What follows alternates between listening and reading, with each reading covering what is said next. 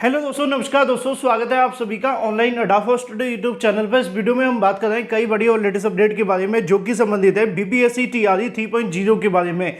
BPSC TRE 3.0 को लेकर एक के बाद एक बदलाव आप सभी के सामने निकल कर आ रहे हैं और बीपीएससी टीआरई 3.0 को लेकर एक ऐसी जानकारी सामने निकल कर आ रही है जो कि आप सभी के लिए संबंधित है डोमिसाइल लागू के बारे में। जी हाँ दोस्तों, आप जानते हैं कि बिहार शिक्षक भर्ती जब से निकलना शुरू हुई है तभी से डोमिसाइल को लेकर काफी ज्यादा विवाद मचा हुआ था।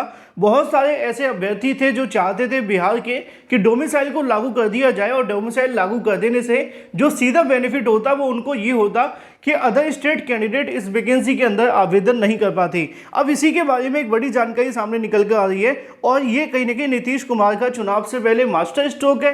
डिटेल में बात करते हैं। चैनल को सब्सक्राइब करके बेल आइकन को दबा लें और वीडियो को लाइक कर दें जिससे कि आपको रियल ऑथेंटिक जानकारी ऑनलाइन अडाफा स्टडी यूट्यूब चैनल के माध्यम से मिलती रहे। एक नोटिस काफ़ी समय से आप सभी को देखने के लिए मिल रहा है, ये आप सभी के सामने देखने के लिए मिलता है विशेष कार्य पदाधिकारी के माध्यम से।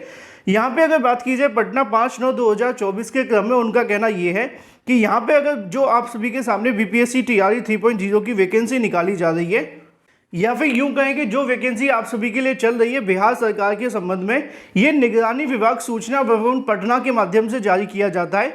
असल में ये जो डीजी ईरानी है विशेष कार्य पदाधिकारी, इनके माध्यम से एक नोटिस लिखा जाता है या पत्र लिखा जाता है अपर मुख्य सचिव शिक्षा विभाग पटना को, जिसमें उनके माध्यम से कहा जाता है कि बिहार लोक सेवा आयोग के द्वारा आयोजित की जाने वाली टीआरई 3 की बहाली में डोमिसाइल नीति लागू करने का अनुरोध किया है।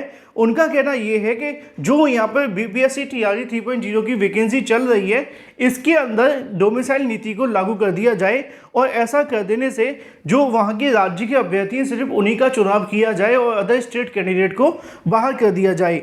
अब इसके आधार पर अगर आप देखें तो एक बात तो कन्फर्म हो रही है कि बिहार के अंदर अभी भी डोमिसाइल को लेकर विवाद थमा नहीं है।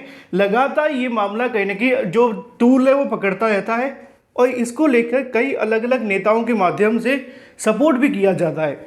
जब बीजेपी के साथ में गठबंधन नहीं था तब भी वो डोमिसाइल नीति को लेकर समर्थन करते थे। अब बीजेपी के साथ गठबंधन हो गया है तो अभी वो इस मामले को लेकर पूरे तरीके से मौन है। लेकिन इसका मतलब ये बिल्कुल भी नहीं है कि सरकार की मंशा वोट बैंक को अपनी ओर आकर्षित करने की नहीं है। अब देखना ये होगा कि अगर इस नियम को लागू कर दिया जाता है, चाहे वो टीआरई 3 में लागू किया जाए या टीआरई 4 के अंदर लागू किया जाए, अगर दोनों में से किसी में भी लागू होती है तो मामला कोर्ट में 100% जाएगा, क्योंकि टीआरई 3 या टीआरई 1 से पहले जो डोमिसाइल नीति लागू की गई थी वो भी कोर्ट में चैलेंज हो गई थी। लेकिन सरकार ने सडनली अपने फैसले को वापस ले लिया और कैबिनेट की तरफ से डिसीजन लिया गया कि हम डोमिसाइल नीति लागू नहीं करेंगे। अब एक बार फिर से डोमिसाइल को लेकर विवाद खड़ा हो गया है। देखना दिलचस्प होगा कि आगे सरकार क्या इस प्रकार के मामले लेकर के आती है और अगर आएगा तो कोर्ट भी 100% जाएगा और फिर भर्ती भी फंसेगी, क्योंकि मामला ही ऐसा है। बाकी आपकी क्या राय है वो महत्वपूर्ण कमेंट करके बताएं। आप क्या चाहते हैं, डोमिसाइल लागू हो या नहीं। Thank you for watching this video.